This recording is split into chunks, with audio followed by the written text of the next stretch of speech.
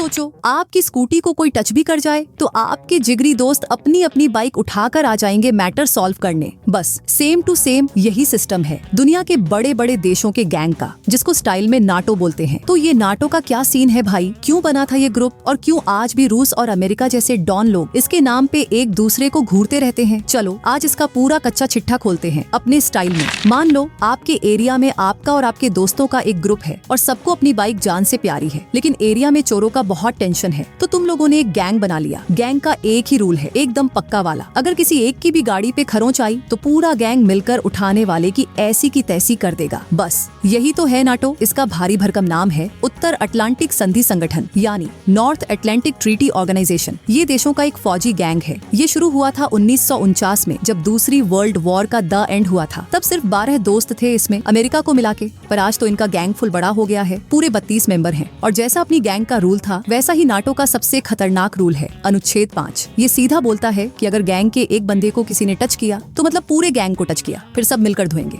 अब दिमाग में कीड़ा काटेगा कि ये गैंग बनाया ही क्यों। देख, दूसरी वर्ल्ड वॉर के बाद दुनिया में 2 एरिया बन गए थे। एक तरफ अमेरिका और उसकी पलटन, और दूसरी तरफ सोवियत संघ, जिसको आज अपन रूस बोलते हैं। सोवियत संघ उस टाइम का बहुत बड़ा भाई था, फुल पावर में। अमेरिका और उसके दोस्तों की हमेशा फटी रहती थी कि कहीं ये आके हमला न कर दे। बस इसी टेंशन में अपनी सेफ्टी के लिए इन लोगों ने नाटो गैंग बना लिया। इसके सामने सोवियत संघ ने भी अपना गैंग बनाया, नाम था वार्सो संधि। माहौल एकदम कड़क था। फिर आया 1901 और पूरा सीन पलट गया। सोवियत संघ का पैकअप हो गया और वार्सो संधि भी खल्लास। तो जिस विलेन के डर से ये हीरो बने थे, वो विलेन ही खत्म। तो नाटो का भी काम खत्म हो जाना था, सही ना। अरे पिक्चर तो यहीं से शुरू हुई मेरे दोस्त। सोवियत संघ के टूटते ही नाटो शांत नहीं बैठा, बल्कि और फैलने लगा और बंदे जोड़ने लगा। अरे वो देश जो कल तक सोवियत संघ के चेले थे, वो भी लाइन लगा के नाटो गैंग में घुसने लगे। अब सीन समझ, जिस गैंग का डर था वो तो गायब हो गया, पर तेरा बाइकर्स गैंग अब दूसरे एरिया में भी जाकर अड्डे बनाने लगा, और वो भी सीधा पुराने दुश्मन के घर के सामने। रूस को भी सेम टू सेम यही फील हुआ। उसको लगा कि नाटो जानबूझकर उसके इलाके में घुस रहा है, उसके घर के पास अपनी पावर दिखा रहा है। उसको ये सीधा सीधा पंगा लगा। आज जो यूक्रेन में इतना बवाल मचा है, उसका मीटर भी यहीं से चालू होता है। यूक्रेन को नाटो गैंग ज्वाइन करना था और रूस को ये बिल्कुल मंजूर नहीं था। उसको अपनी सेफ्टी की पड़ी थी। तो क्या ये नाटो का अनुच्छेद 5 वाला रूल सिर्फ बोलने के लिए है, या इसमें सच में दम है? सुन के शौक लगेगा कि 75 साल में ये खतरनाक रूल सिर्फ एक बार यूज हुआ है, और वो भी तब जब 2001 में अमेरिका पे 9 बार 11 वाला हमला हुआ था। तब नाटो के सारे मेंबर अमेरिका के सपोर्ट में उतर गए थे। तब दुनिया को पता चला कि ये गैंग सिर्फ हवाई बातें नहीं करता, इनकी दोस्ती एकदम पक्की है। तो शॉर्टकट में समझ, नाटो एक ऐसा बॉडीगार्ड है जो अपने गैंग के मेंबर्स को किसी भी बाहरी लफड़े से बचाता है। शुरू हुआ था एक बाइकर्स गैंग की तरह जो अपनी गाड़ियों को बचाता है, पर आज इसका फैलना कुछ देशों के लिए सेफ्टी की गारंटी है, तो रूस जैसों के लिए सिर का दर्द। मतलब एक ही चीज, किसी के लिए हीरो तो किसी के लिए विलेन। यही दुनिया का दस्तूर है बॉस।